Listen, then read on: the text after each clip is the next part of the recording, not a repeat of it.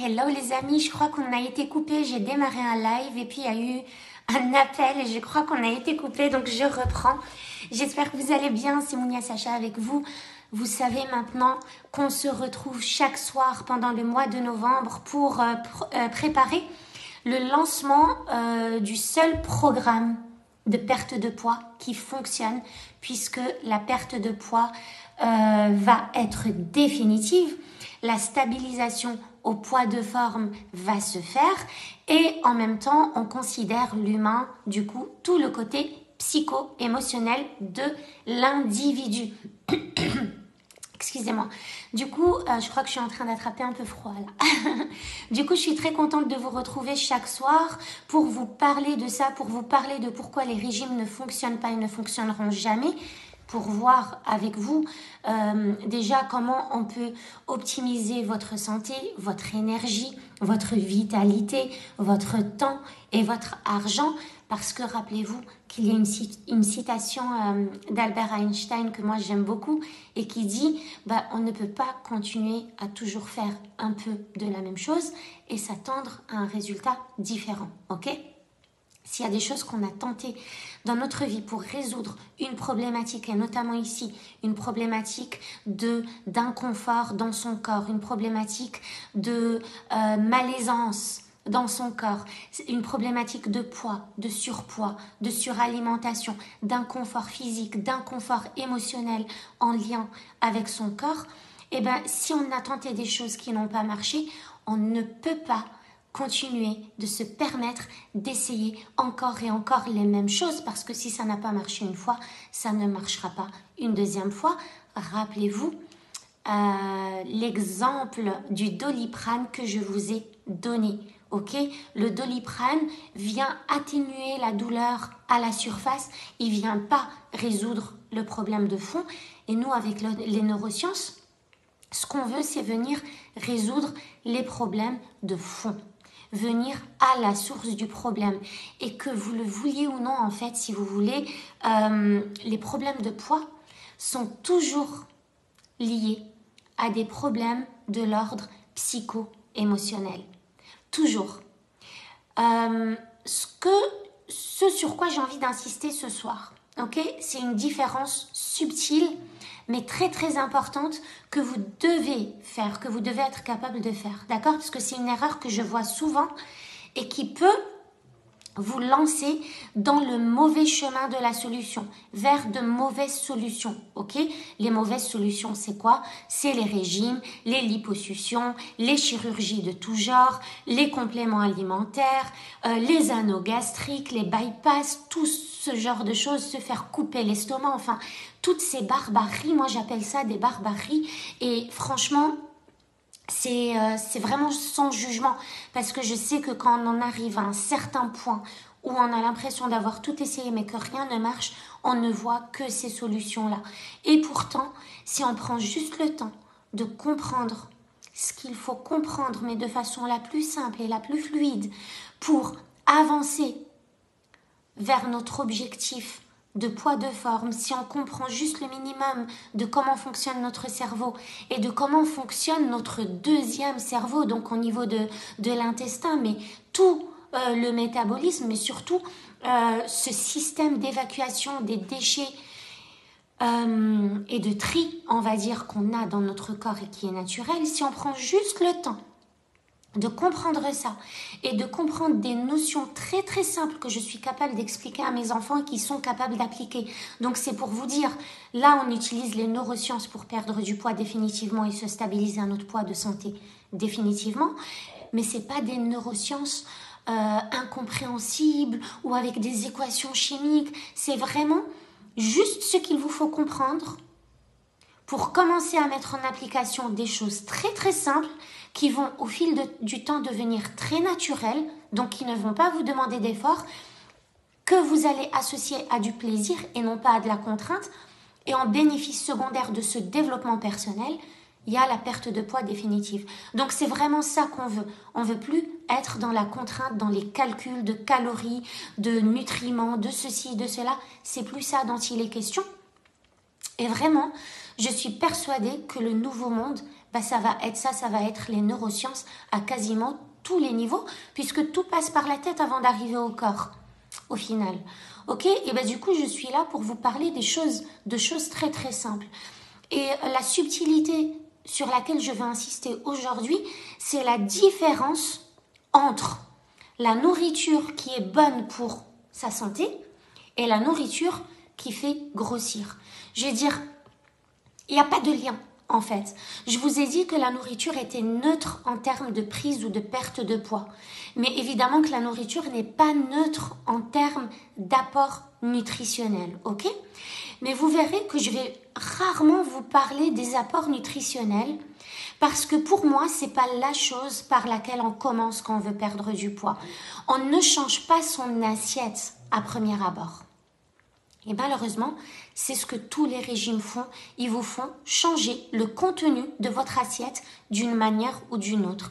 Et moi, ce que je suis en train de vous dire, c'est que vous êtes capable de retrouver un poids de santé fluidement, naturellement et dans le plaisir sans ne rien avoir à changer à votre assiette. Mais par contre, une fois que vous avez atteint le poids que vous désirez, une fois que vous vous sentez bien dans votre peau, une fois que vous êtes dans votre poids de santé et de vitalité, évidemment que la cerise sur le gâteau serait de venir jouer sur le côté nutritionnel. Ok? Mais encore une fois, il y a quelque chose auquel il faut faire super attention ici. Du moment que vous jouez sur ces choses-là, ça doit être de l'ordre de l'inconsciemment compétent. Ce que je veux dire par là, c'est que les habitudes, les bonnes habitudes qu'on veut instaurer, on ne veut pas les instaurer juste de manière mentale ou juste de manière, comment dire, consciente. C'est pas ça qu'on veut faire. La contrainte, la frustration, la privation, viens, on va changer ça, il y a de la résistance, mais il faut qu'on le fasse parce qu'il n'y a que comme ça qu'on y arrivera. Ce qu'on veut faire, c'est, grâce aux neurosciences, faire que ces nouvelles habitudes soient installées dans votre cerveau de manière inconsciente. Et quand c'est installé de manière inconsciente, ça devient naturel et ça devient fluide. Vous n'avez pas l'impression de faire des efforts pour mettre ces habitudes en place. C'est un peu comme quand vous commencez à faire du vélo. Avant de faire du vélo, vous êtes inconsciemment incompétent. En fait, vous ne savez pas que vous ne savez pas en faire. Et c'est au moment où vous allez monter sur un vélo et que vous allez essayer de tenir l'équilibre et de pédaler la première fois que vous allez vous rendre compte que vous allez tomber et que vous vacillez et que c'est pas très très stable. Donc vous vous rendez compte que vous n'y arrivez pas. Donc là, vous devenez consciemment incompétent. Maintenant, vous savez que vous ne savez pas en faire. Et ensuite, vous allez devenir consciemment compétent puisque vous allez acquérir des compétences, des connaissances, de l'information, vous allez mettre en pratique, vous allez répéter et vous allez commencer à maîtriser. Là, vous allez devenir consciemment compétent. Et au bout d'un moment, vous allez monter sur votre vélo et juste commencer à pédaler sans avoir besoin de réfléchir à tous les gestes que vous allez devoir mettre en place, sans avoir besoin de penser à la main sur le guidon, waouh, il faut que je regarde, il faut que je freine, il faut que je pédale, que j'arrête de pédaler, il faut que je me stabilise. C'est comme la voiture aussi. Et au moment où vous maîtrisez complètement, au point que c'est automatique et que ça vous demande zéro effort, si ce n'est de monter sur ce vélo, et là, ça devient inconsciemment compétent. Vous devenez inconsciemment compétent. Pour tous les objectifs qu'on travaille ensemble dans le cadre de mes coachings ou peu importe, des programmes d'accompagnement, mais dans ce programme de perte de poids particulièrement, en fait, on veut que ça devienne inconsciemment, que vous deveniez inconsciemment compétente. Parce que tant qu'il y a de la restriction, il y a de la résistance. Tant qu'il y a de la frustration, il y a de la résistance. Tant qu'il y a de la culpabilité, il y a de la résistance. Tant qu'il y a de la privation et des contraintes, il y a de la résistance. Et tous les régimes vous mettent dans ce type de conditions qui ne sont pas du tout favorables à une perte de poids saine et stable sur la durée. Donc ce que moi j'aimerais, c'est vous faire acquérir des compétences de manière inconsciente qui vous permettent justement de savoir exactement sur quoi agir pour acquérir des nouvelles habitudes. Mais pas des nouvelles habitudes en termes de qualité de ce que vous mangez. La qualité, c'est la cerise sur le gâteau. On fait les choses étape par étape, c'est-à-dire continuez à manger ce que vous mangez aujourd'hui et c'est ok, vous allez quand même perdre du poids. C'est pour vous montrer que c'est pas la nourriture qui fait grossir ou qui fait maigrir. Mais par contre, comme je vous l'ai dit dans un ou deux lives précédents, la nourriture est censée être une source d'énergie qui nous permette de fonctionner, qui nous permette de performer dans notre quotidien, qui nous permette de tenir la route dans notre quotidien. Ok ? Donc, cette notion-là, cette croyance en fait, de croire que manger bien nous met en bonne santé physique et nous fait perdre du poids, c'est pas forcément vrai. C'est un peu comme dire, manger bio, c'est plus sain. Pas forcément, tu vois, parce que si je mange des dragibus bio tous les jours, c'est pas forcément sain. Si je mange des gâteaux bio tous les jours, c'est pas forcément sain. Donc, faut pas croire que manger du quinoa, des salades, des fruits, des légumes, des crudités, des ci, des ça, c'est ce qui fait maigrir. Ça va pas forcément faire maigrir parce que de toute façon, avec notre morphologie, notre corpulence, notre métabolisme, notre organisme, on a besoin d'une certaine quantité d'énergie pour fonctionner. Donc, ce que je veux vous dire, c'est que vous donniez cette énergie, cette quantité d'énergie à votre corps avec de la pizza ou que vous lui donniez avec des dragibus, en vrai, ça change rien. Le corps, il a besoin d'un certain taux de lipides, de protéines, de sucre, donc de glucose pour fonctionner. Donc, que vous lui donniez avec cet aliment ou avec cet aliment, on va dire qu'il s'en fiche.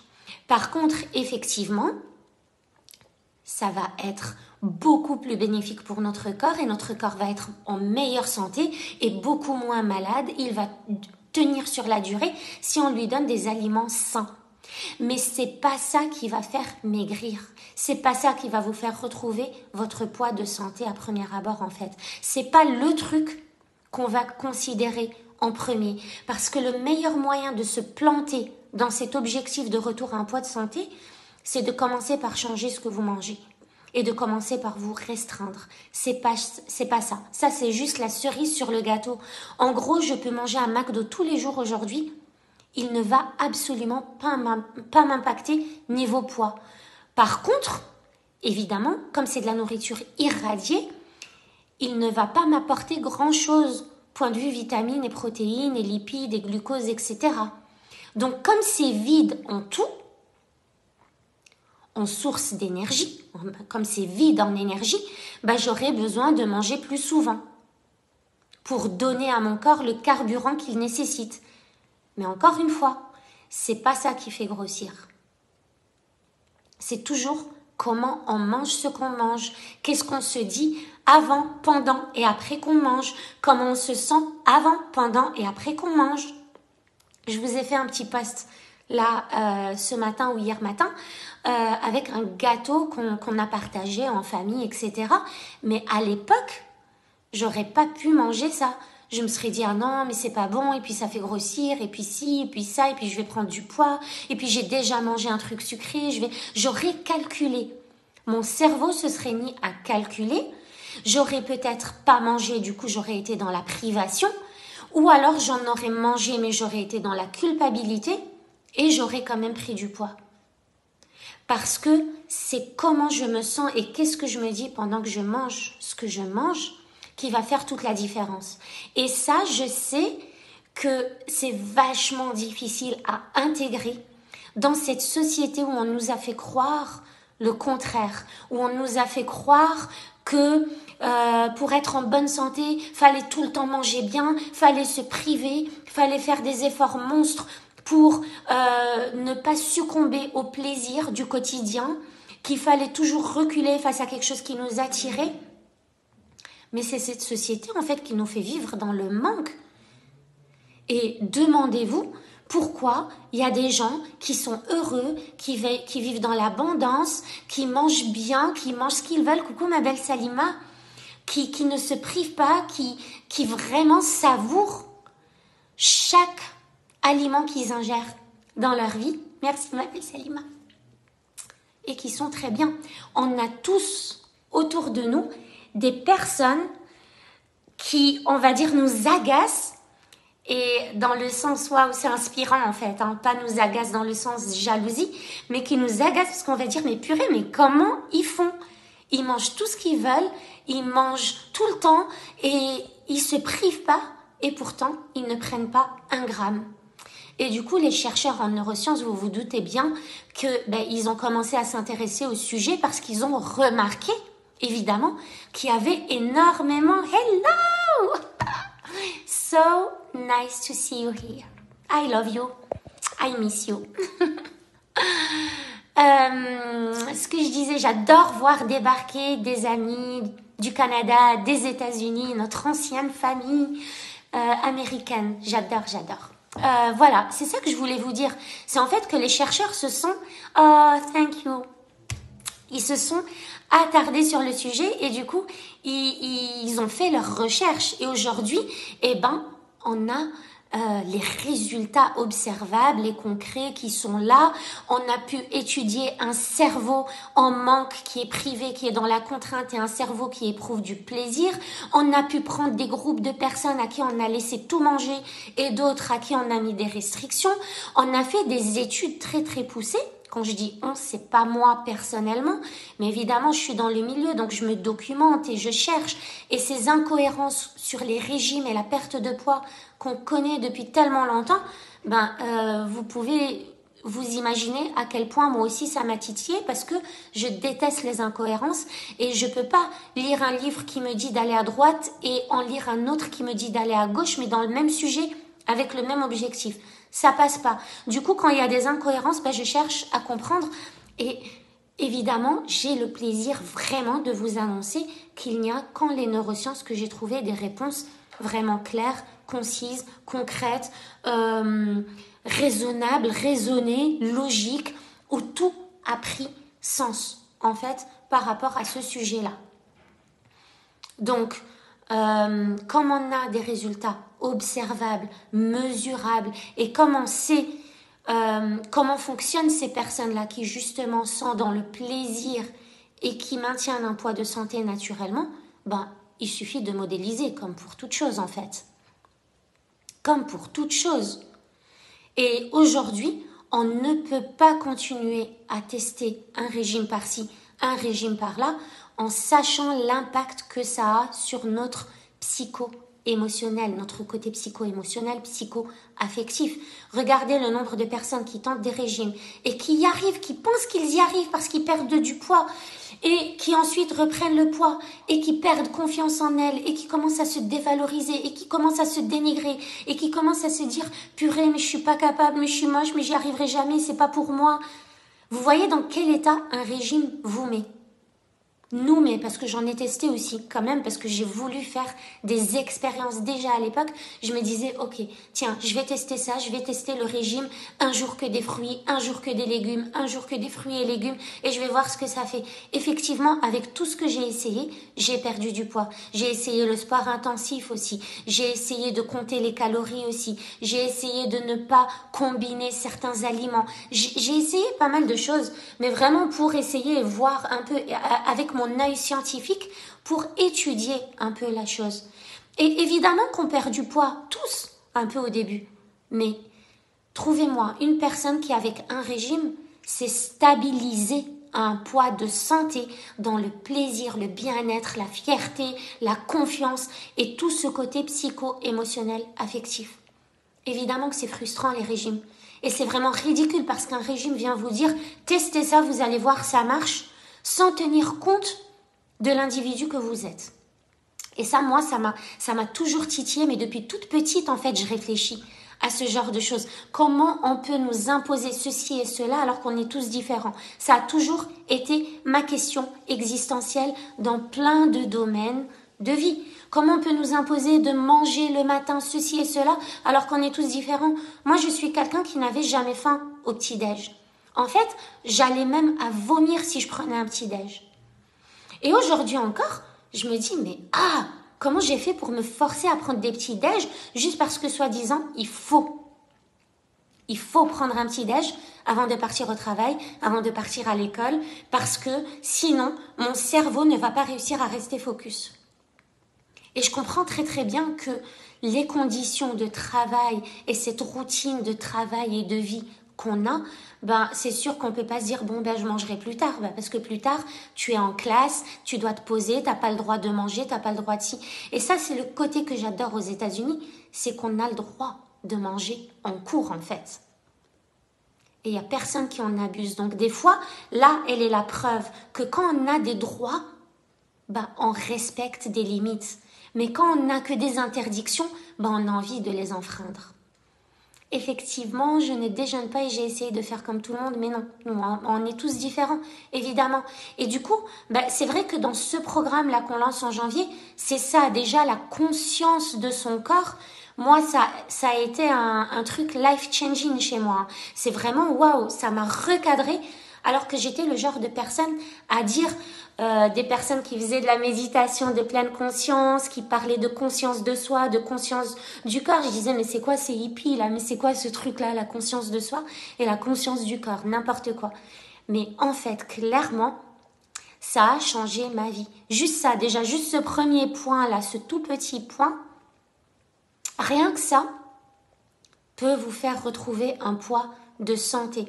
Et ça, je vous en parlerai vraiment beaucoup plus longuement parce que là, je suis dans la phase où je vous parle des régimes pour vraiment aider la majorité, en tout cas qui regardent mes lives et qui me suivent, à vraiment bannir ça de leur vie parce qu'il y a des solutions beaucoup, beaucoup plus efficaces et beaucoup, beaucoup plus agréables et beaucoup, beaucoup plus énergisantes, ressourçantes, tout ce que vous voulez et qui fonctionnent et qui vous permettent de perdre le poids définitivement, en fait, sans plus vous inquiéter, mais tout en vous faisant plaisir. Enfin, c'est fou quand même.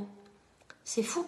On n'a pas besoin de tout le temps être dans la frustration, de tout le temps dire non. On n'ose même pas dire non à un plat. Quand on est invité chez des gens, moi, je sais que je faisais partie de celles qui osaient même pas dire non.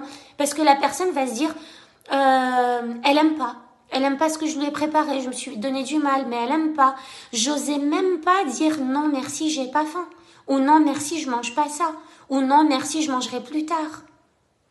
Et si en plus on allie à ça la croyance qu'il faut terminer, qu'il faut pas gaspiller, qu'il y a des gens qui meurent de faim, ce qui est vrai. Mais en quoi me gaver moi et manger plus que ce que je peux manger va sauver les gens qui meurent de faim. Donc ça, on peut agir dessus d'une autre manière, comme vraiment les nourrir. Mais c'est pas ça qui va faire que on doit manger parce que ceci ou cela. Et ça, c'est encore un autre sujet. Mais voilà, pour vous résumer, la subtilité, la différence sur laquelle je voulais insister aujourd'hui, c'est que la nourriture saine ne permet pas de maintenir un poids de santé si vous ne savez pas comment manger. Et ça, c'est catégorique. Et c'est pour ça qu'il y a beaucoup de personnes véganes qui vont prendre du poids alors qu'ils ont changé leur alimentation à une alimentation sans produits laitiers, sans produits animaliers, sans produits industriels, sans ceci et sans cela. Les personnes véganes mangent bien. On peut dire que c'est des personnes qui mangent bien. Et pourtant, il y en a beaucoup qui prennent du poids, malgré le fait qu'elles mangent bien. Donc là encore, tant qu'on ne sait pas comment manger, il y aura un impact sur notre poids d'une manière ou d'une autre, quelle que soit l'alimentation que vous avez.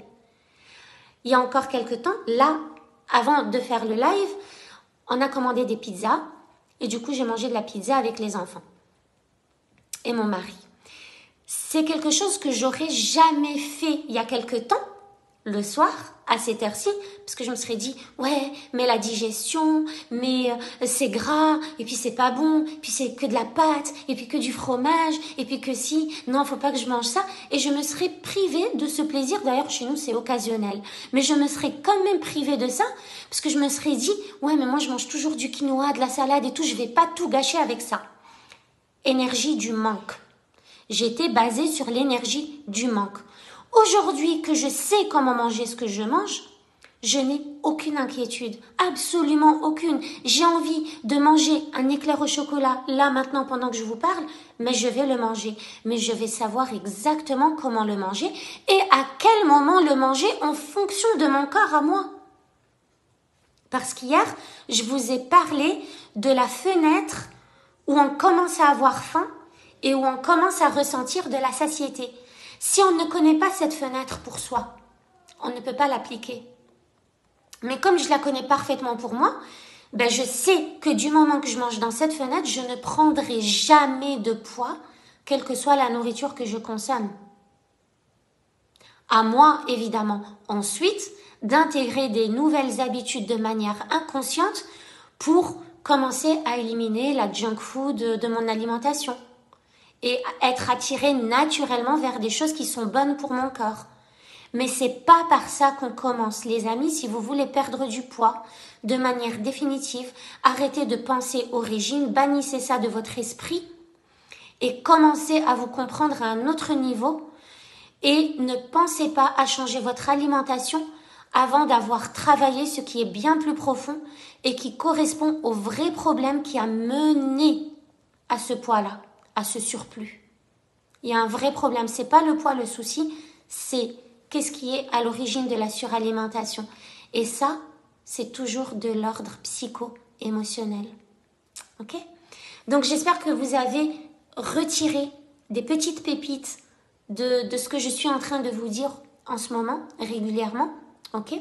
Et puis moi, je vous embrasse très très fort et je vous dis à demain pour un nouveau live. Je crois qu'il y a Diane que je suis en train de voir passer.